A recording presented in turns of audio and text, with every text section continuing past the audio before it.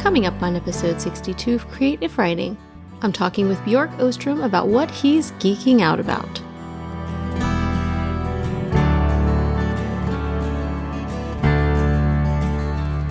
I can't go back to sleep, it's almost light. These restless thoughts have kept me up again tonight. Hello and welcome to Creative Writing, episode 62. I'm your host, Kirsten Oliphant, and this is the place for you if you're a writer, blogger, or creative who wants to build an online platform without being smarmy. Now, for the last month or so, I have been doing 2 podcast episodes a week, one of them being a bigger interview. I've been kind of repurposing the interviews I did last year in 2015 for the Business to Blogger podcast, and on the Thursday, I've been doing kind of a shorter episode that's just me. Now, today is going to be a little bit different. It's actually coming out on a Friday, not a Thursday, and it's part of my interview with Bjork Ostrom, and I had the full interview in episode 61. In this part of the interview, we got off on this crazy rabbit trail. It was pretty humorous and weird, and it didn't really fit with the main interview, and so I kept it out as like a bonus episode. And this one never appeared on Business to Blogger. It was one I kind of kept back and was waiting to share at the perfect time, and this is the perfect time. So I asked Bjork what he was geeking out about, and so we have this conversation about technology and the apocalypse and a few things. So this is not a very actionable episode. It's a little more just fun and funny. It's very short as well. If you want to get some of the meat and great information from Bjork, who is really a smart guy, then you can check out episode 61, and you can find that at creativewriting.com/061. Before I give you this fun episode, I wanted to also let you know that through September 16th, we are now in September, by the way. And I should point out, I had to ask somebody what year it was this year. For the whole week, I've been thinking it was still 2015. So we are in 2016. So through September 16th of 2016, there is a free book that you can download through my affiliate link. And yes, it's a free book. And yes, it's an affiliate link. So if you want to know more about that, you could check out one of my recent episodes where I talk about affiliate programs. But this one is called Digital Freedom, and it's a really good guide. I read really quickly through the whole thing when I got it the other day, and it kind of outlines how people are making money online. It deals with everything from self-published books to blogging itself and the ways you can earn revenue there, affiliate marketing, different revenue streams. So it's a really great book if you are trying to kind of hone up on your business side of things and try to figure out how you, with your platform, can make money. And as always, here, we like to make money without being smarmy. So a kind of cool story from this is when I was reading through it, there was an issue that I had, and I actually emailed the writer and said, hey, there's a little bit in here about Amazon where I think maybe you misspoke, or, it seems like you're suggesting that people should send affiliate links through email, and Amazon prohibits that. And so we had a good conversation, and I thought for a moment I was going to have to step away, and I actually told him I'm not going to be able to promote the book. And then he came back and said, you know what, you're right, and I'm going to add this bit to the book. And so you never know what's going to happen if you start a nice dialogue with somebody. So I can fully recommend the book now. And again, if you've been doing this for a while, this book is really kind of the starter level. But if you're trying to figure out, okay, I know I want to make money online, I know I want to make money blogging, and I'm not sure how, I don't know all the ways, what are the secrets? This book is your really basic, good view of that. So you can get your free copy through September 16th at creativewriting.com/digital freedom. Pretty easy to find there. Okay, without further ado, I give you Bjork Ostrom from Food Blogger Pro and what he's geeking out about. So I want to know, what are you currently geeking out about? Yeah, for sure. So there's 2 sides that I would say, like, I love to follow along with and, quote unquote, geek out on. One is probably less applicable to people that are listening, but I love the hardware world. So specific to Apple, I've been a kind of an Apple fanatic for probably, 7 or 8 years. So like I'll listen to Mac podcasts and tech podcasts and listen to like rumors about stuff that's coming out. So that's a huge thing that I love to geek out on and learn about, what can you do with an Apple Watch, and what can you do with an iPhone, and how can you use different apps to, keep I forget the the phrase that it is. It's like it's the quantified self. So I'm really interested in two movements: the automated home and the quantified self.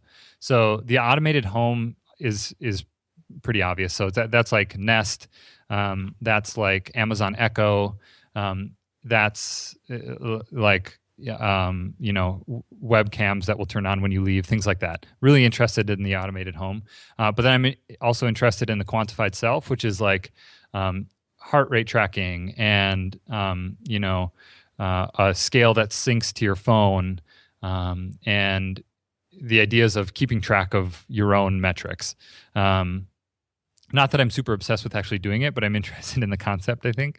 But then the one that's maybe more applicable is I'm really interested in this idea of the world that we live in becoming continually connected, and the fact that it's all done through the internet. And this is going to go maybe a little bit deep into weird, but the idea that, so like right now you and I are having this conversation, but it's computer to computer, and the idea that I'm saying something that's being sent, into outer space in little zeros and ones, and that's translated onto your computer, which you're recording right now, which you'll export into a file and then upload to a hosting service that then delivers that to somebody's phone.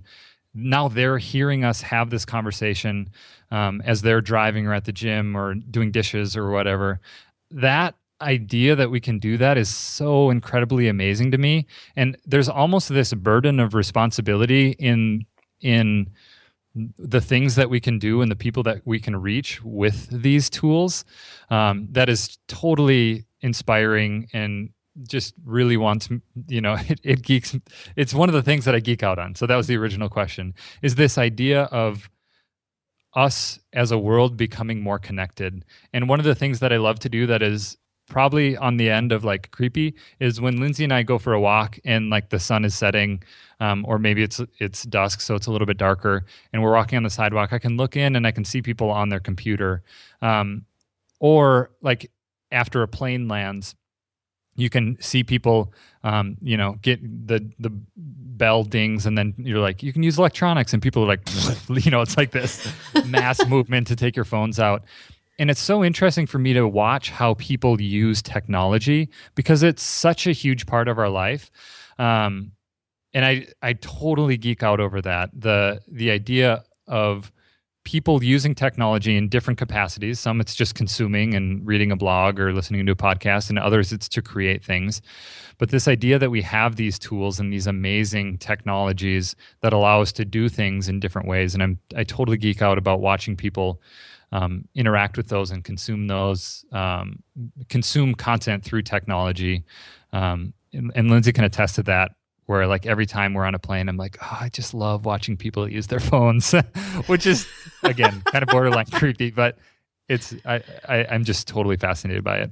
I'm going to use all quotes from this, like when I set up this podcast, so that it sounds, just like quotes, what in the world are people? What is this interview about? Windows when they're going for a walk. I love watching people use their phones. Totally. All of those, I'm going to set them aside and make a really great context for this whole thing. But I know what you mean, because I still get amazed by I remember even when we had like landlines, and I say that because I have not had a landline in 10 years maybe, but when we used to have a landline, and the fact that somehow there's like a cord and a voice travels through, like when I stopped to think about it, I was like, I have to stop because it makes my face hurt, like to think about how that works. And now there's so many more applications for that. And for me, the thing, when I start thinking about it, I get scared. So I'm not going to geek out over this because it makes me afraid, because I feel like it's very fragile, and I always say to people, I probably even said this on this podcast, like all this is fine and good, this internet world, until the zombie apocalypse.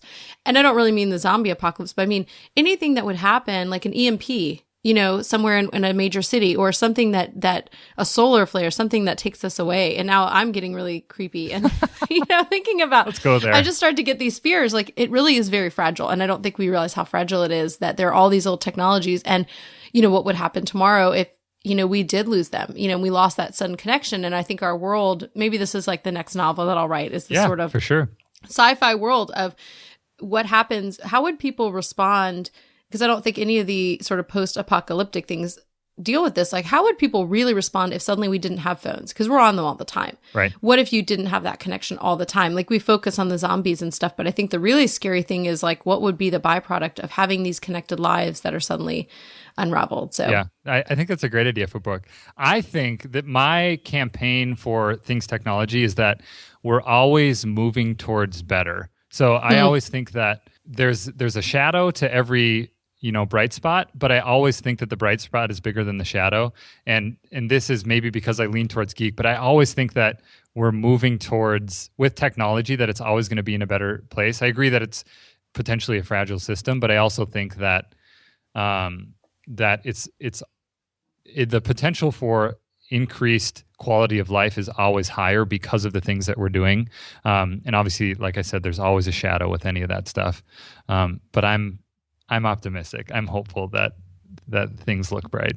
Good. Well, that's a better note to end on than I call myself a pessi-realist. And or a recovering pessimist. I'm trying to be a little bit better. Yeah. But, well, that's good. No, I'd rather end on your bright spot. Okay, and so, good. So, cause I just took it a little bit weird. It just got a little weird. No, so it's interesting though. I could talk for 3 hours about the potential for developing technology and artificial intelligence and all of that stuff. And like, what does that look like in 30 years when, the Amazon Echo is actually something that can like do stuff for you? There's this great, I think it's Marketplace Money or something like that, where it's a podcast. It's on NPR, but they also podcast it, where it's called like The Last Job.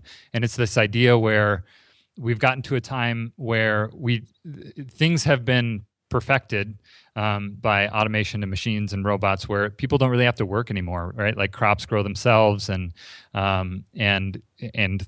buildings clean themselves, and so we don't really have to work anymore. And it's just a really interesting concept, and I love stuff like that, kind of futuristic thinking. So you could have ended on your note, and I think it would have been a positive one because it's good for people to think about it. Well, I don't know. I mean, all this stuff, here's what I'm coming away with. So from this interview, I'm coming with 2 action items for you, Bjork, and that is you need to go and trademark the 1% infinity, because it's just such a great concept. And I could see it applying across many, many fields. Sure. And the other is, I think you probably need to start a second podcast, just in that spare time you have. Yeah, right.